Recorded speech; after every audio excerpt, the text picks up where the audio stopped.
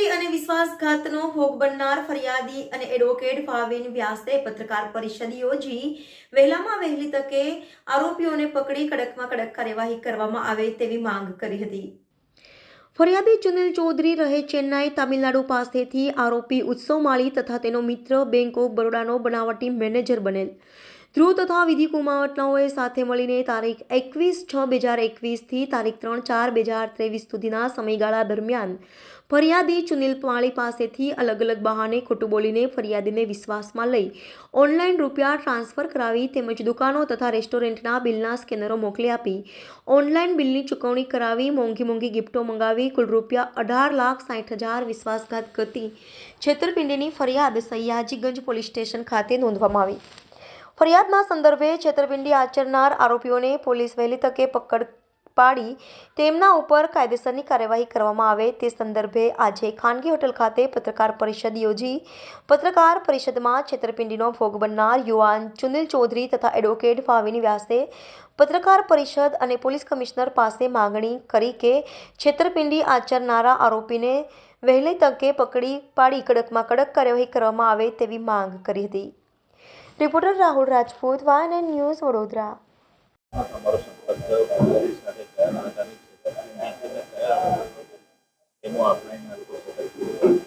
बहु अलग जातनी मोडस ऑपरेंडी छे। आ गुનેગાર છે તે ખૂબ જ નાની ઉંમરના છે, શાળામાં ભણતા એટલે કે 11મા 12મા ધોરણમાં ભણતા વિદ્યાર્થીઓ online gaming platform battle ground India પર આ ભાઈ ફરિયાદી તમિલનાડુ ચેન્નઈના રહેવાસી છે તેને મળે છે। એમ્સના ડોક્ટર હોવાની ઓળખ આપે છે। આ ભાઈને શારીરિક પ્રોબ્લેમ છે, હાર્ટ પ્રોબ્લેમ છે, હાર્ટ પેશન્ટ છે એટલે હાર્ટનો ઈલાજ કરવાના બહાને અલગ અલગ બહાના બતાવીને 18,60,000 રૂપિયાની છેતરપિંડી કરે છે। ત્યારબાદ બેંક ઓફ બરોડાનો ખોટો ડિમાન્ડ ડ્રાફ્ટ 100 કરોડનો બતાવે છે। વિધિ કુમાવત, રુદ્ર પટેલ, ધ્રુવ પટેલ નામના માણસોની એન્ટ્રી થાય છે। એ પણ ફોનિક્સ ઇન્ટરનેશનલ સ્કૂલ વડોદરાની છે, એના વિદ્યાર્થીઓ હતા। આ ઉત્સવ યોગેશભાઈ માળી જે ચીટર છે એ વડોદરાનો રહેવાસી ફોનિક્સ ઇન્ટરનેશનલ સ્કૂલનો સ્ટુડન્ટ હતો। શાળામાં ભણતા સમયે જ આ લોકોએ કાવતરા કૌભાંડ કરીને આને છેતર્યો અને પોલીસનો ખૂબ આભાર છે પોલીસ કમિશનર શ્રી વડોદરાના, કારણે જ આને ન્યાય મળ્યો। FIR સયાજીગંજ પોલીસ સ્ટેશનમાં 13/1/24ના રોજ દાખલ થઈ, પરંતુ એમ્સના ડોક્ટરની ખોટી ઓળખ આપવી તેનો ગુનો, તેની કલમ દાખલ થવી જોઈએ।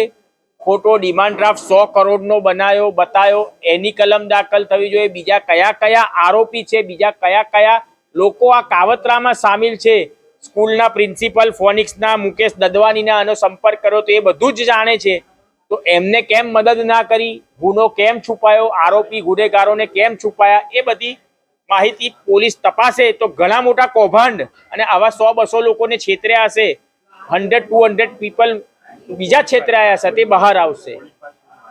પોલીસ પાસે એક જ માંગ છે કે ગંભીર કલમનો ગુનો દાખલ થાય, સાયબર ફ્રોડ છે, તદુપરાંત ખોટી ઓળખ આપી એની કલમ એડ થાય અને તાત્કાલિક આરોપીની ધરપકડ થાય, રિમાન્ડ લેવામાં આવે અને બીજા સહ આરોપી પકડાય। કારણ કે આજે 13/1 થી આજે 2 ફેબ્રુઆરી સુધી આ ખુલ્લેઆમ ફરી રહ્યો છે।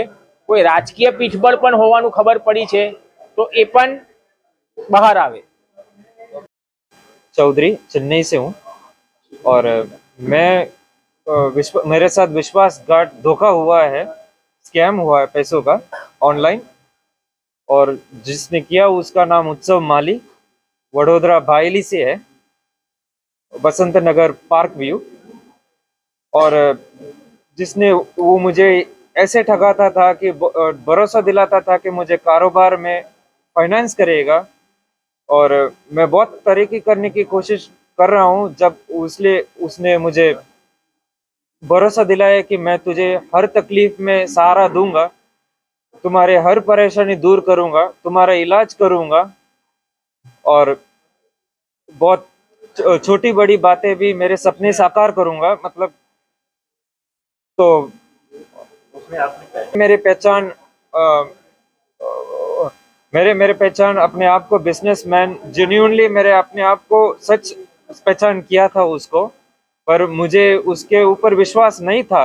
फिर भी उसने अपने आप को विश्वास दिलाने के लिए कि वो क्या क्या करता है, सब दिन मुझे फ़ोन करके बोलता था कि आज कितने ऑपरेशन किए उसने और कहाँ पे है, और उसका दिल्ली का फ्लाइट का टिकट वो मुझे बताता था शेड्यूल।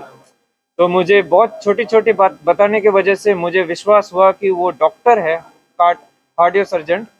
और बीच में जब शक हुआ, उसने अपने साथी को शामिल किया, heart consultant Vidhi Kumawat of bank of Baroda worker and manager Dhruv Patel, Rudra Patel और उनके अनेक साथी।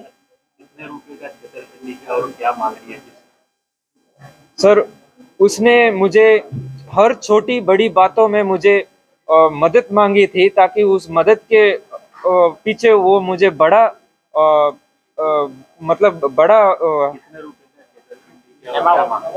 अमाउंट देगा। और मैंने बोला तुमसे कितना लिया? सर, मुझसे मतलब कुछ बैंक के ट्रांजैक्शंस, कुछ आईफोन्स 3-4। क्या मांगनी है क्या मांगनी है?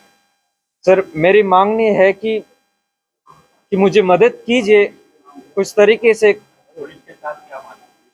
सर, मैं पुलिस के साथ ये मांगनी कर रहा हूँ कि मुझे इंसाफ दीजिए। मैं हर तरीके से मैं ऊपर आने की कोशिश कर रहा हूँ, कानूनी मुझे सपोर्ट मिले, क्योंकि वो मुझे अनेक तरीके से ब्लैकमेल करने की कोशिश कर रहा था। सर, ये कार्रवाई जब कस्टडी नहीं मिल रहा है उसको, मतलब मैंने पुलिस को रिक्वेस्ट किया कि उसको कस्टडी लीजिए और केस की कार्रवाई कीजिए। और यहाँ पे पुलिस बहुत Subscribe now and press the bell icon. Never miss an update.